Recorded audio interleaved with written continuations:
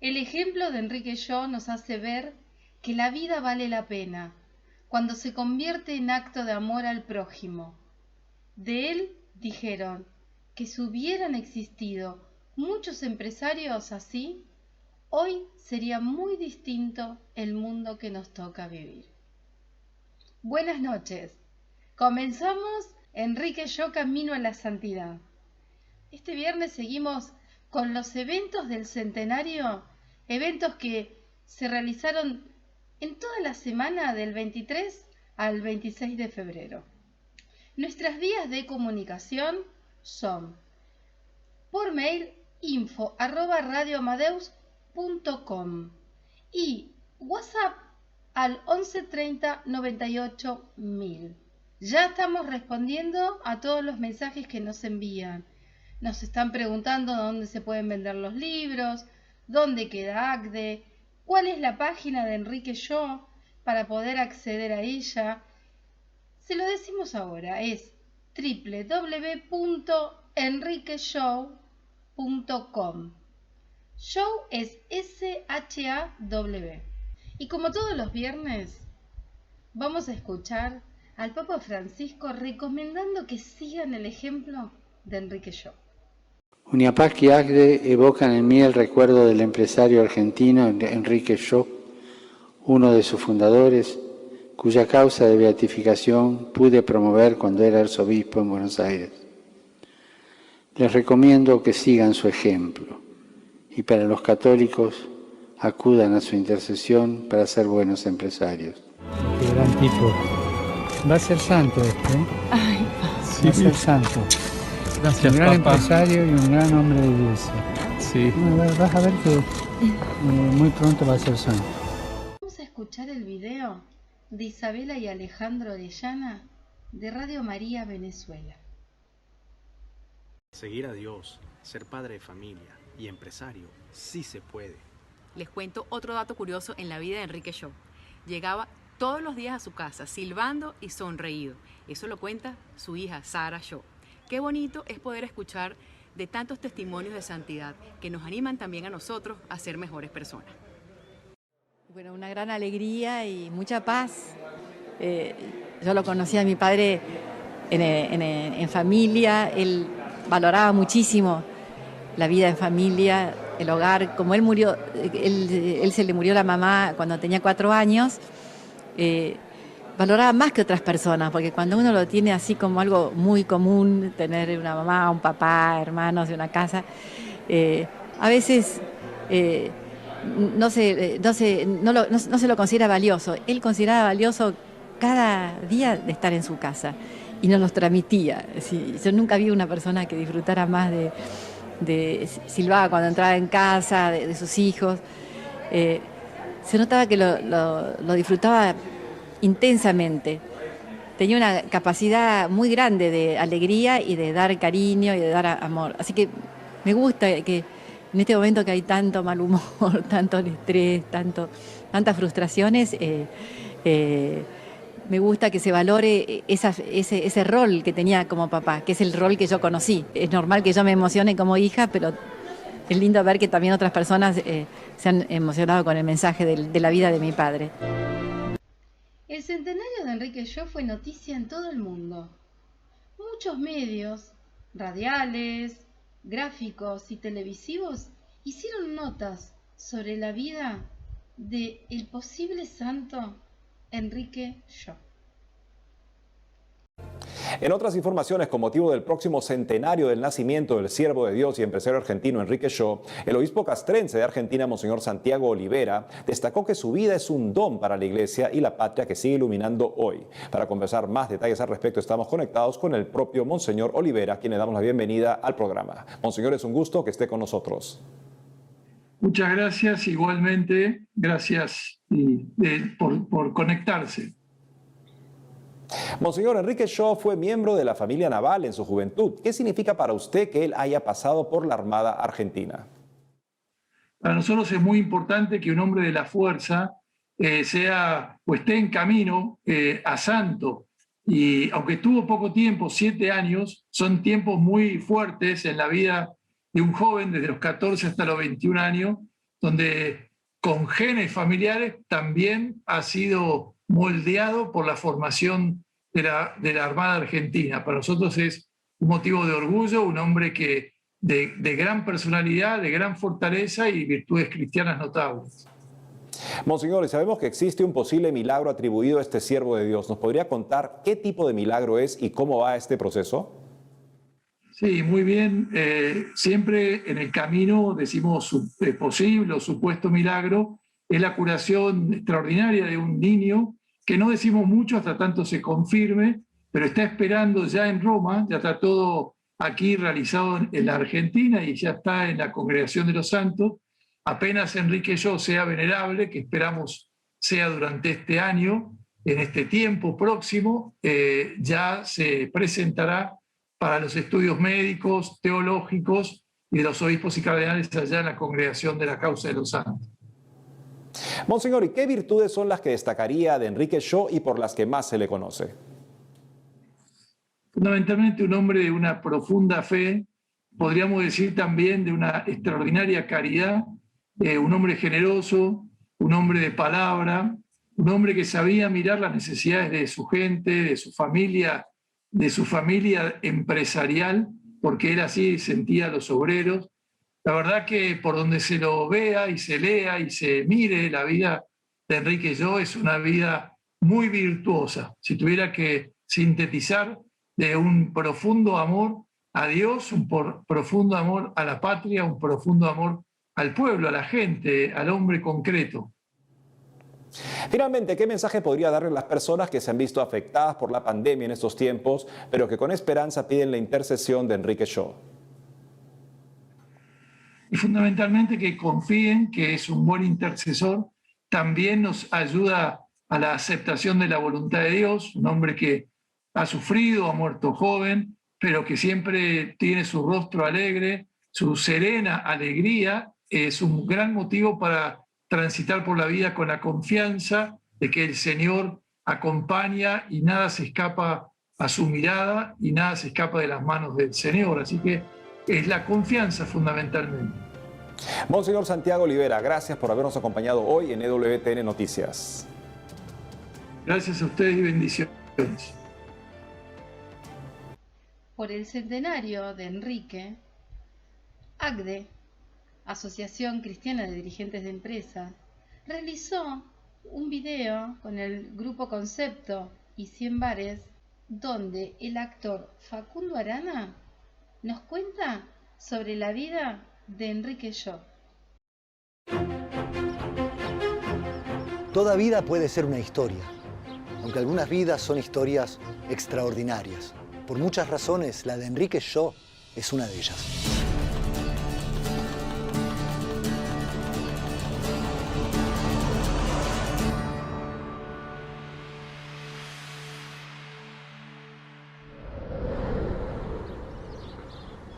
Enrique nació en París en 1921, pero creció aquí, en este entorno, cerca del Plaza Hotel que construyó su abuelo materno. Su mamá, Sara, murió cuando él tenía apenas 4 años. Pero antes de morir, pidió un último deseo, que Alejandro, su padre, le diera una educación en la fe católica. Y Enrique la abrazó desde el primer momento. Tal vez esa fue la primera señal.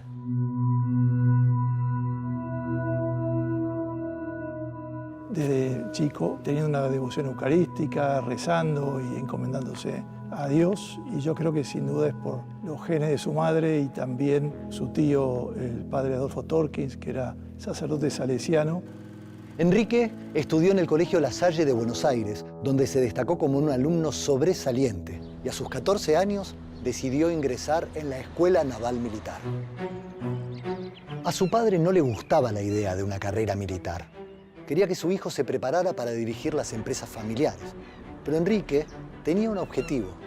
Quería fortalecer su carácter para cumplir una misión que intuía, aunque todavía no la tenía muy clara, y sentía que esa experiencia podía ayudarlo. En los cursos era un tipo destacadísimo, 2 o 3 años menos que los demás, y rápidamente lo superaba, era un tipo distinto. Enrique amaba leer, y un día en el verano de 1939, casi por casualidad, se cruzó con un libro que le cambiaría la vida. Un libro que hablaba sobre el rol y las responsabilidades del hombre cristiano. Todos los santos se adelantan a los tiempos y creo que la doctrina social de la Iglesia iluminó a Enrique Shaw, el siervo de Dios, para plasmar su trabajo también como un compromiso social y de desarrollo y dignidad para todos.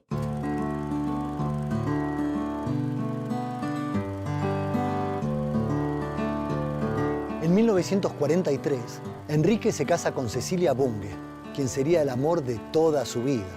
Y en 1945, habiendo hecho un notable recorrido en la fuerza, pide su baja y se aboca a lo que su fe le estaba señalando: llevar el Evangelio a donde fuese necesario. Decide ser empresario porque quiere ayudar a su gente.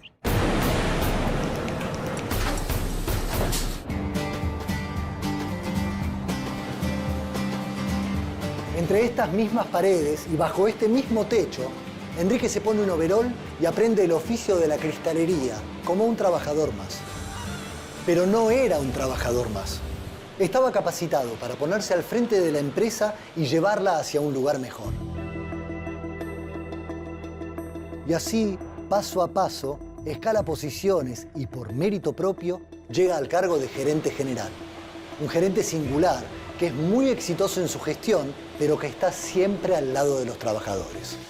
Yo trabajé de muy joven en Cristalería Rigolo, entré a los 16 años. Cuando nos conocimos a nivel personal, vinculados también por una línea espiritual, pudimos discutir muchas veces.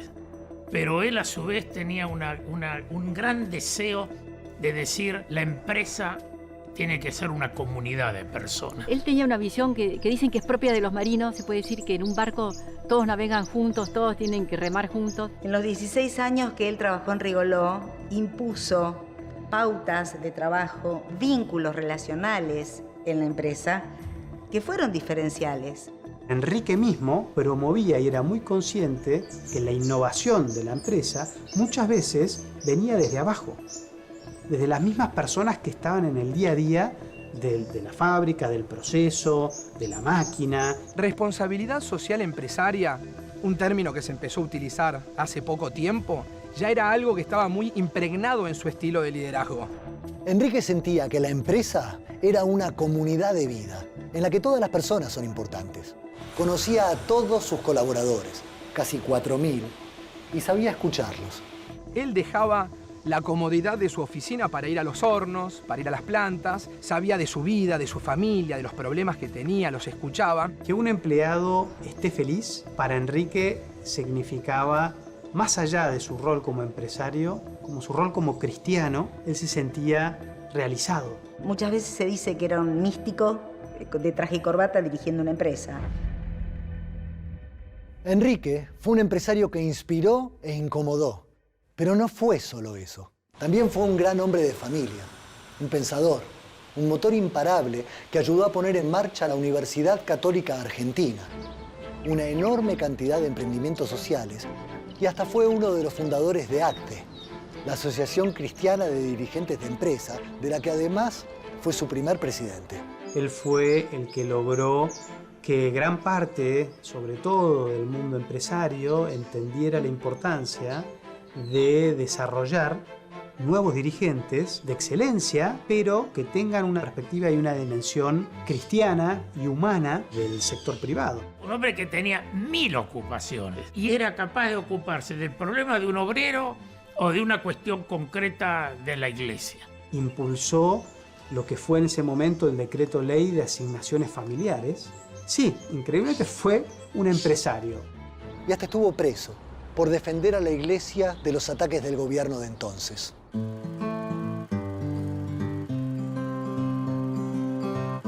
Cuando yo era chica no me daba mucha cuenta. Me parecía que todos los papás eran santos, que todos los papás eran magníficos. Cuando fui saliendo a otras casas, ahí ya me di cuenta que había una pequeña diferencia. Porque vi a otros papás con mal humor o enojados. Cuando él llegaba, la casa cambiaba. Porque entraba silbando y era como que traía una alegría.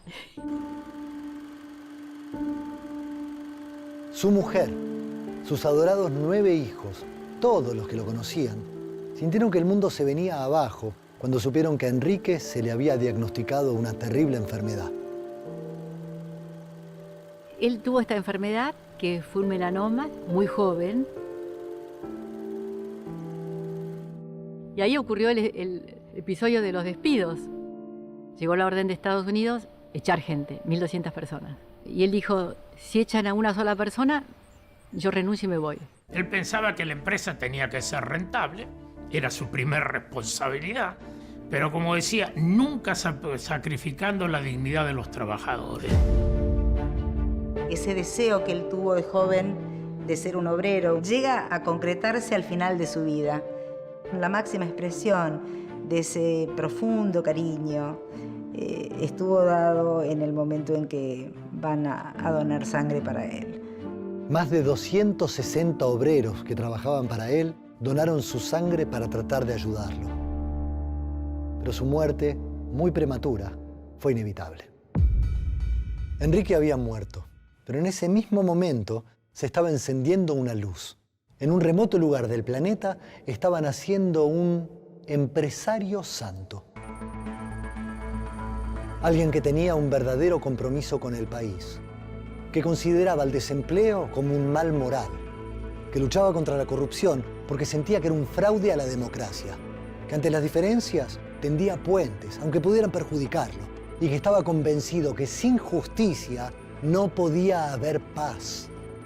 Alguien que no tenía superpoderes, pero tenía un propósito, y que a 100 años de su nacimiento nos sigue interpelando. En el año 2002, mi marido, a los 32 años, se enferma con un cáncer que no tenía solución y le daban muy poquitos meses de vida. Después de rezar a varios santos, conozco a Enrique Shaw a través de mi vecina, que me trae un recorte de diario. Este recorte habla que hay un empresario que necesitaría un milagro para ser beato, entonces decido hacer un trato con él. Mi mamá le pedía por favor que vuelva a casa, que nos vea crecer. Pasan los días, mi marido hacía 9 meses que no comía y empezamos a rezar y mi marido empieza a pedirme comer. Mi marido hacía ya más de un año que supuestamente se tendría que haber muerto y empieza a trabajar. Vivió 18 años más de los que los médicos decían que iba a vivir. Yo tengo la fe de que Enrique intervino en que mi papá nos pueda ver crecer, gracias a la cantidad de rezos y de peticiones que le hicimos en ese momento. Cuando la Iglesia pide un milagro, es como algo que trascienda lo meramente humano, donde no haya equivocación y el Santo Padre pueda decretar la canonización de esa persona, y ahí, sin lugar a dudas, comienza una causa con la fama de santidad. Mi papá mostró que se puede ser feliz buscando el bien. Se puede ser un empresario honesto, sensible y al mismo tiempo un buen padre de familia y un mejor ciudadano.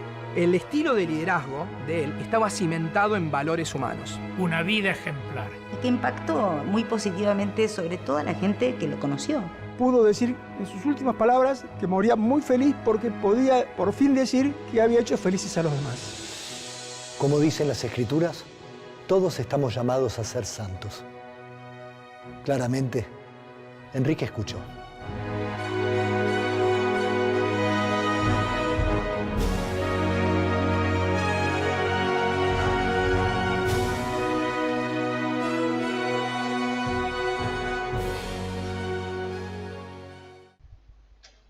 El libro Viviendo con Alegría es de la editorial Claretiana.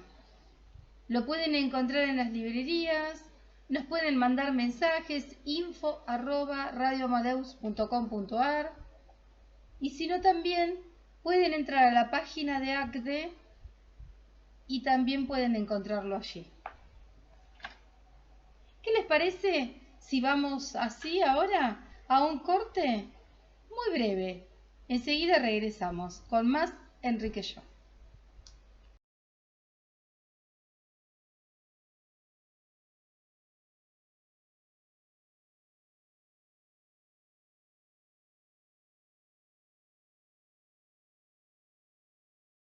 Pueden interiorizarse más sobre la vida de Enrique en sus redes sociales.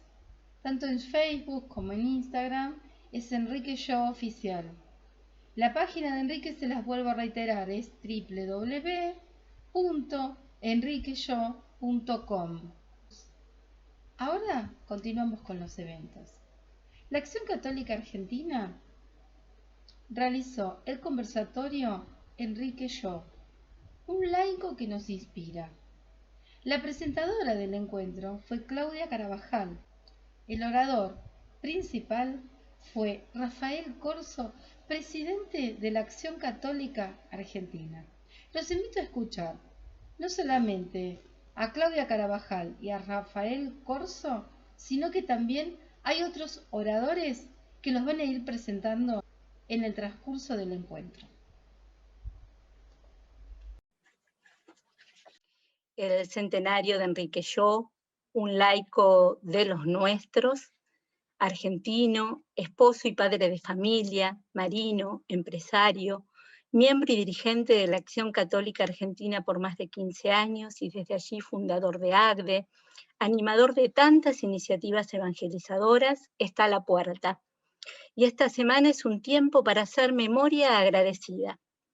El Papa Francisco en Hiroshima en 2019 nos decía: no podemos permitir que las actuales y nuevas generaciones pierdan la memoria de lo acontecido. Esa memoria que es garante y estímulo para construir un futuro más justo y más fraterno. Para nosotros, mantener viva la memoria de Enrique, su testimonio, su obra, su vida misma, es gratitud y a la vez inspiración para construir aquí y ahora un futuro más justo, como Enrique soñó y obró en las coordenadas de su tiempo. Su cumpleaños 100 se da en medio de una situación particular para el mundo, la pandemia del COVID, que nos ha replanteado muchas cosas: familia, trabajo, empresa, pobreza, promoción humana, que fueron preocupación de este hermano nuestro en la década del 50 y que encontraron en su sensibilidad respuesta creativa y creadora. Francisco nos invita en medio de este mar embravecido a soñar y nos dice: este es el momento para soñar en grande, para repensar nuestras prioridades, lo que valoramos, lo que queremos, lo que buscamos, y para comprometernos en lo pequeño y actuar en función de lo que soñamos. Enrique Yo nos ha dejado como herencia esa capacidad de soñar desde el Evangelio vivido y en las enseñanzas sociales de la Iglesia encarnadas en su actuar, a concretar lo soñado. Por eso celebramos con alegría y esperanza su cumpleaños. Agradecemos su vida, especialmente en este año en que la Acción Católica Argentina se prepara para celebrar sus 90 años. Que en las exposiciones que harán nuestros amigos y amigas a continuación vaya el abrazo a su familia, a las comunidades y organizaciones hermanas con quienes celebramos este acontecimiento de gracia. Sin duda hoy, en la certeza de sentirnos estimulados por los signos de santidad que el Señor nos presenta a través de los más humildes miembros de su pueblo, decimos con confianza: Enrique Yo intercede por nosotros. Le pedimos la palabra al presidente nacional de la Acción Católica Argentina, Rafael Corso, para darle introducción a este conversatorio. Queridos amigos, hoy tenemos la gracia y la alegría de encontrarnos para hacer memoria agradecida del siervo de Dios, Enrique Yo, iniciando una semana de reflexión y celebración en torno a su vida. Hoy lo haremos desde la perspectiva de la Acción Católica Argentina, una institución que Enrique integró en 1947 y en la cual creció a lo largo de los años.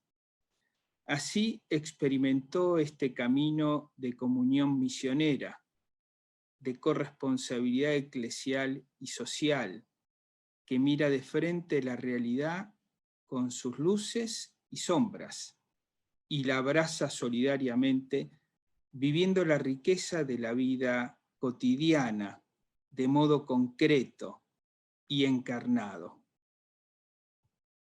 En cada familia, en cada comunidad parroquial y diocesana, en cada ámbito de estudio y trabajo. En 1961, Enrique asume como presidente nacional de la Asociación de los Hombres de Acción Católica, integrando la Junta Central. Y en ese acontecimiento les decía a sus compañeros, tomo un párrafo de Enrique: amigos, cuando se supo que yo era candidato para presidente, varios amigos me aconsejaron no aceptar, dando como motivo que por una u otra razón iba a perder el tiempo. No tengo necesidad de decir cuán firmemente convencido estoy de la gran importancia de nuestra institución y que en ningún caso voy a perder el tiempo. Pero además, sin que ello signifique disminuir la obligación querida por Dios de procurar usar nuestro tiempo en forma racional, no hay duda que, si procuramos cumplir la voluntad de Dios, nunca perdemos el tiempo. Esta idea sobre la consagración del tiempo tal vez sea la explicación de la enorme cantidad de servicios que Enrique desplegó en su vida de apenas 41 años. Enrique, joven entusiasta, soñador, marino, ciudadano, miembro fundador de la Democracia Cristiana, esposo, padre de 9 hijos, militante institucional, dirigente nacional de la Acción Católica, fundador de Cáritas, del Movimiento Familiar Cristiano, empresario, director, promotor asociativo, fundador de la Asociación Cristiana de Dirigentes de Empresa, impulsor de la Universidad Católica Argentina.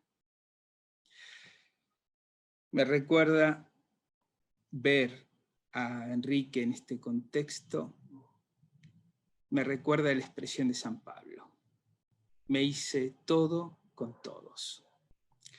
Esta es una celebración que nos reúne y nos invita a un trabajo de comunión, multidimensional en el abordaje e interinstitucional en la mirada. Enrique logró en su vida la riqueza de una mirada integradora y buscó respuestas desde la fe en los distintos campos del quehacer eclesial y social. Vemos en Enrique Shaw un hombre verdaderamente enamorado de la buena noticia de Jesús.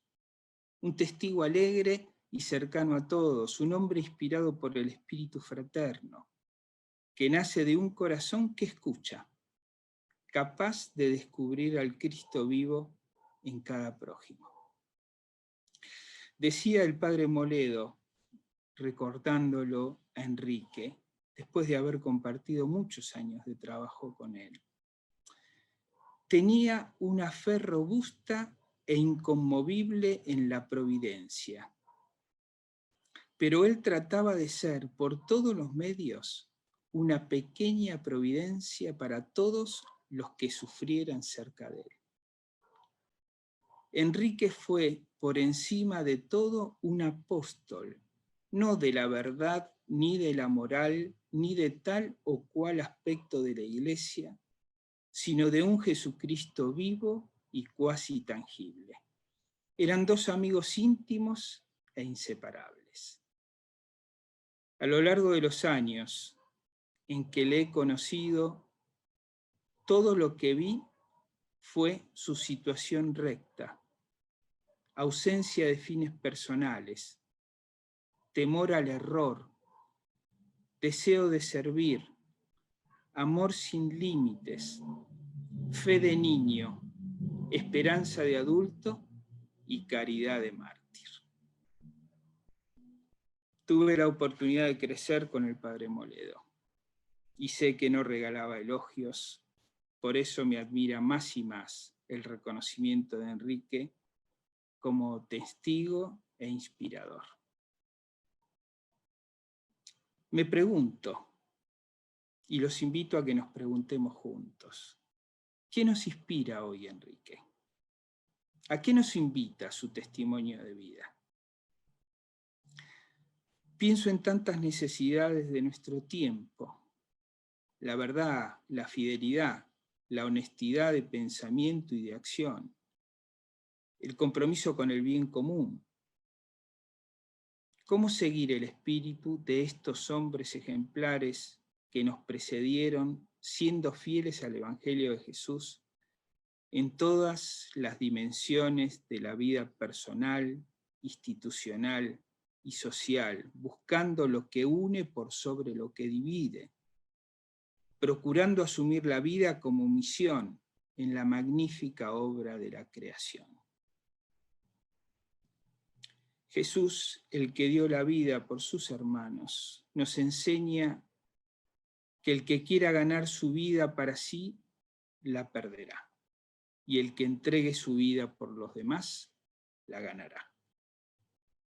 Sin ninguna duda, Enrique vivía profundamente este pensamiento evangélico: entregar la vida. Esta es una actitud fundamental para orientar nuestras vidas en el sentido de la conciencia, de la participación dinámica en la obra de la creación divina. Dios nos hace partícipes de su obra, y esto implica decisión, respuesta y compromiso. De este modo, cada instante de la vida se vuelve importante, un presente eterno que construye el futuro escatológico de la venida de Jesucristo a la historia del hombre.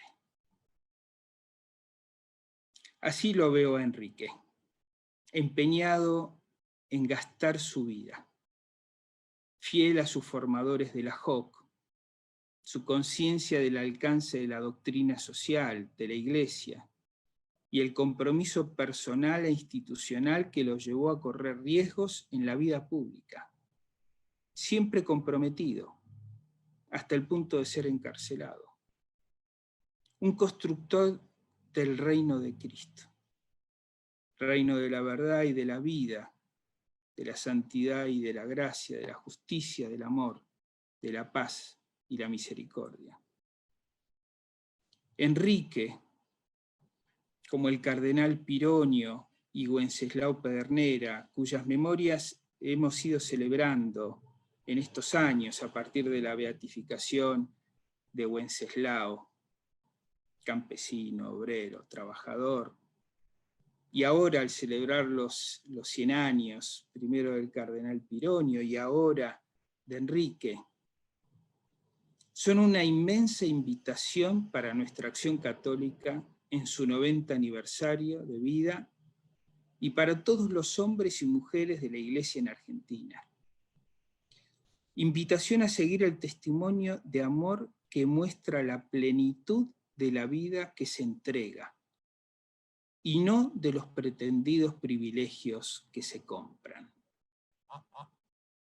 Pedimos por la pronta beatificación de Enrique, para que su testimonio inspire los cambios necesarios hacia un desarrollo económico integral, equitativo y justo, hacia el trabajo digno, hacia una educación integral y transformadora, hacia representaciones sociales honestas al servicio de los representados, hacia una participación comprometida y transformadora de la realidad. Lo pedimos por su amado San José y por María, su socia incondicional. Como él decía, ella es la primera, yo soy el suplente. Y ahora vamos a escuchar el testimonio de otro querido amigo que, bueno, se acerca en este conversatorio a darnos su testimonio cercano de lo vivido con Enrique Yo. Yo entré a trabajar en Cristalería Rigoló, trabajé desde los 14 años, pero a los 16 años entré a una de las fábricas más importantes de esa época en el conurbano. si no me equivoco, la Cristalería Rigoló, teníamos un escudito muy lindo que decía la Cruz Azul en el campo de plata. Y en una de las actividades, trabajé desde los 14 años, pero a los 16 años entré a una de las fábricas más importantes de esa época en el conurbano. Si no me equivoco, la Cristalería Rigoló tenía 3.600 trabajadores en total, obreros, empleados administrativos, técnicos, pero era un mundo. Yo entré en el año 56 y poco tiempo después Enrique es nombrado administrador delegado, es decir, director general de la empresa. Y bueno, es curioso, la relación empieza por algo ligado a la Acción Católica, porque en aquella época los de Acción Católica llevábamos un escudito muy lindo que decía la Cruz Azul en el campo de plata. Y en una de las actividades, Enrique vio el escudito mío. Y bueno, me llamó a preguntarme, bueno, quién era. Mi familia hacía en esa época ya más de 40 años que estaba ligado a la empresa. Mi padre había llegado de Suiza en 1912 y creo que en 1903 entró en Rigoló. Así que la ligación de nuestra familia era además ya en esa época ya de 60 años y entre tanto han pasado 40 más.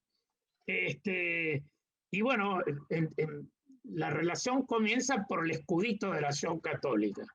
Y después, bueno, tuvimos una relación. Yo estaba delegado de mi sector, de la sección almacenes, y después fui secretario de la comisión interna. Es verdad que Enrique no seguía directamente la relación con el personal, porque había un gerente de recursos humanos, que en esa época se llamaba gerente de personal, y un jefe de personal con el que habitualmente tratábamos las comisiones internas, los delegados, la relación con la fábrica. Pero nos encontrábamos, él alguna vez participaba en esa reunión, pasaba, saludaba. Yo tengo que decir lo primero que Enrique era un hombre realmente de una simpatía muy grande, ¿no? Irradiaba optimismo y irradiaba fraternidad. Ahora que está Fratelli Tutti, creo que es un buen recordatorio de cómo era Enrique, ¿no? Un hombre que valoraba mucho la relación humana y tenía responsabilidades complejas, responsabilidades que no era fácil. Entramos en ese momento, era el periodo que Frondizi lo nombra ministro de Economía, lo era Alzogaray, con su famosa frase hay que pasar el invierno, y él, una de las cosas que lo distinguen, yo creo está en la causa, hace un comunicado a todo el personal diciendo que había que hacer grandes ahorros para permitir que no se desbalanceara los resultados de la compañía. Creo que ponía ejemplo, ahorremos en todo lo que podemos, menos en el factor humano. No tiene que haber ni despidos ni suspensiones. Hagamos esfuerzo para que no tengamos necesidad de recurrir a eso que tendría que ser la última instancia. Bueno, gracias, Carlos, por tu calidez y traernos el recuerdo vivido de Enrique en esta doble faceta, ¿no?, de su vida como miembro de la Acción Católica y como empresario. Ahora vamos a presentar a Adrián Álvarez y a Natalia Lescano, que son responsables del área sectores de la Acción Católica Argentina. Pensándolo a Enrique Sho como un empresario comprometido con el mundo obrero y la cuestión social. La vida de Enrique ha sido siempre un ejemplo. En este tiempo que uno ha tenido para revisar y recordar la vida de Enrique y conocerlo un poco más, ha sido siempre un ejemplo de quien busca cumplir la voluntad de Dios ahí donde Dios los ha llamado. Cuando Enrique abandonó la Marina para insertarse en el mundo del trabajo, primero como obrero en una fábrica, estaba seguro que era ese su lugar de misión. Cuentan que esa decisión tuvo que ver con una tarde de verano, allá por el 1939, en la biblioteca del Ocean en Mar del Plata, cuando descubrió un libro del cardenal Suárez sobre el rol y la responsabilidad del hombre cristiano en la vida. Y Enrique tomó esa decisión de implementar la doctrina social de la Iglesia en su vida. Él mismo habla de esta decisión como su conversión definitiva. Enrique quiso vivir al servicio de los demás, ¿no? Y es importante poder resaltarlo porque él decía que lo quería hacer con esfuerzo y dedicación, acompañando con humildad y cercanía a los obreros, no solo en cuestiones de trabajo, sino también humanas. Su liderazgo se basaba en involucrarse entre los obreros, conociéndolos e inspirándolos con la confianza necesaria para alcanzar el objetivo ese que buscaban. Cuentan cómo los visitaba asiduamente en sus lugares de trabajo. Él conocía a todos por su nombre, conversaba con ellos, se preocupaba de sus necesidades y las anotaba en su libretita, para luego, comprometido, poder ver cómo podía resolverlas. A veces esto le implicaba restringirse él económicamente y también a su familia. De hecho, cuentan que ponía dinero de su propio bolsillo para cubrir las necesidades de algunos de sus trabajadores, o hasta incluso regalarles el juego de dormitorio a quienes se casaban. Su preocupación iba más allá de lo laboral, no solamente estaba en tema laboral, sino que su visión no se agotaba en resolver los problemas de los trabajadores de su empresa. Como miembro del Secretariado Económico Social, creado desde la Acción Católica, fue uno de los promotores de la sanción de la Ley de Asignaciones Familiares e impulsó una caja previsional propia para brindar servicios médicos, préstamos para urgencias y o subsidios para enfermedad. Siempre fue un defensor de las fuentes de trabajo. Estaba convencido que la función de los empresarios es crear trabajo. Para él, el primer deber del dirigente de empresa es ser realmente un empresario. Ser un hombre de empresa es ser emprendedor. Es conocida la anécdota referida a su propuesta a los accionistas, dueños de la empresa, para evitar el despido de 1.200 obreros, poniendo en riesgo su propia fuente de ingresos. Pero él lo que quería era evitar que quedaran desempleados. Logró con esto comprometer a todos en la solución, dueños y trabajadores. Y su propuesta no solo fue exitosa, sino que además las pérdidas fueron mucho menores que las previstas, por lo que consiguió, además, un bono en favor de los obreros, por la diferencia. La fuerte vinculación que había logrado Enrique con sus trabajadores también se puso de manifiesto en la también conocida anécdota en la que los empleados de la fábrica se anotaron y hicieron fila en la clínica de Buenos Aires para donar sangre cuando enfermó él de cáncer, y que luego motivara esa frase que todos conocemos de ahora soy feliz ya que por mis venas corre sangre obrera. El pensamiento de Enrique queda reflejado en sus cuadernos y anotaciones y en muchas de sus disertaciones, que de hecho hemos estado escuchando algunas que nos compartía Rafael. Sin embargo, esto es uno de sus más grandes legados, actual e inspirador para estos tiempos, y queremos rescatar algunas de sus ideas. Por ejemplo, uno de ellos es que pone de manifiesto su compromiso social como dirigente cristiano, y decía: estoy convencido de que la civilización presente será cristiana si los cristianos lo quieren y ponen en marcha todos los medios que Dios nos ha dado para ello. En cuanto al perfil empresario, manifestaba que desde un punto de vista económico, nada es más necesario para la prosperidad de un país que el dejar un gran campo a la libertad de iniciativa y acción de los hombres que tienen el coraje de asumir grandes responsabilidades personales y contar así con empresarios capaces, activos y honrados. Para ello indicaba 3 deberes: de servicio, de progreso y de ascensión humana. El de servicio, fundado en las palabras del mismo Jesús, hace que la actividad de cada uno, aunque dirigida por su propia naturaleza a favorecer su interés particular, represente al mismo tiempo un servicio prestado al prójimo, directamente o a través de la comunidad. El de progreso, inspirado en el mandato bíblico de dominar la tierra y en la parábola de los talentos, nos induce a estar a la cabeza de todo adelanto técnico que libere al hombre, multiplique su capacidad creadora y evite todo desperdicio de lo material. El usar todo el potencial de los hombres y de la tierra da un beneficio material, pero también deja un beneficio espiritual, decía Enrique.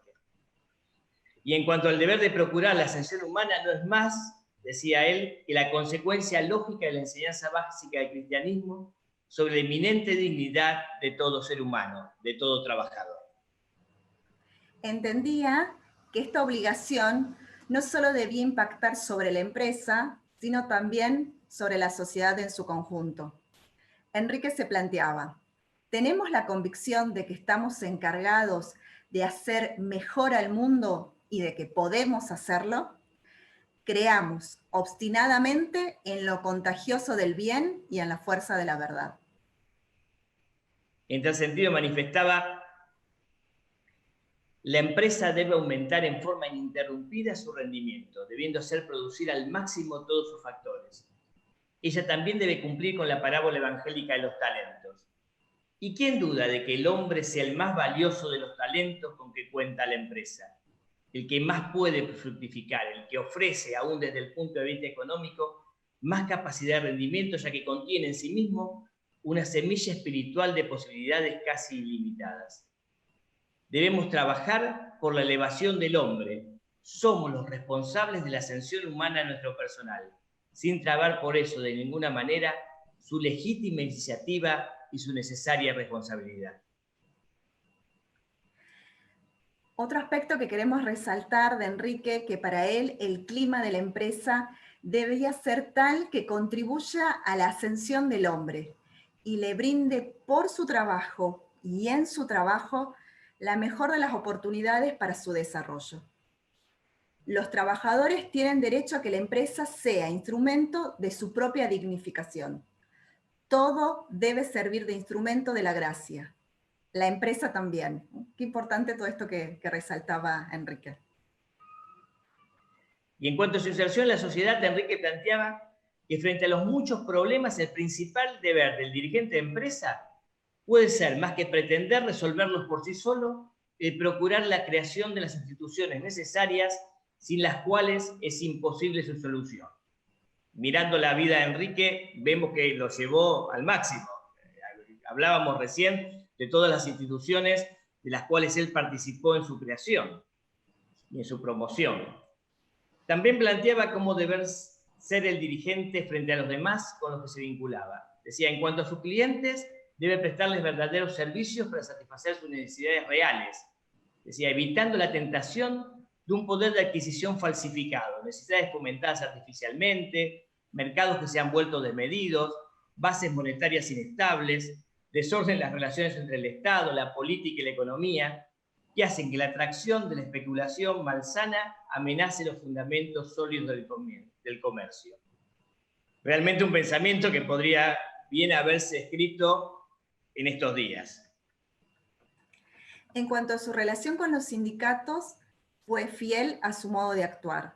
Enrique postulaba que los problemas de las empresas deben ser resueltos por los interesados, patronos y sindicatos, de común acuerdo, decía. De lo contrario, los resolverá el Estado. La empresa libre solo puede encontrar seguridad para su desarrollo en una democracia, y la democracia no existe donde no hay sindicatos, porque su ausencia provoca tal intervencionismo del Estado que mata la libertad económica y con ella la libertad política. En los actuales momentos que nos toca vivir es bueno recordar también los principios que proponía para la organización de la empresa y de la economía. Es una voluntaria reforma interior de la empresa, de modo de establecer el diálogo con sus obreros, interesándonos en la vida de la empresa, haciendo que las relaciones se establezcan teniendo en consideración la verdadera dignidad humana, tendiendo así a una comunidad de empresa. La empresa era para Enrique principalmente una comunidad de personas. Los invito a que vean todos los programas realizados, están subidos en el canal de YouTube, en el canal G. Damsky Gestión Integral, o lo pueden ver también en YouTube poniendo Radio Amadeus 91.1, Enrique Yo Camino a la Santidad, y allí pueden ver todos los programas que estuvimos haciendo desde el año pasado. Bueno, como todos los viernes les digo que tengan un hermoso fin de semana, lean los libros de Enrique Yo, tómense tiempo para estar en familia, para disfrutar de sus hijos, para disfrutar de la vida. www.enriqueyo.com. Nos vemos el próximo viernes en Radio Amadeus 91.1. Enrique Yo, camino a la santidad. Hasta luego.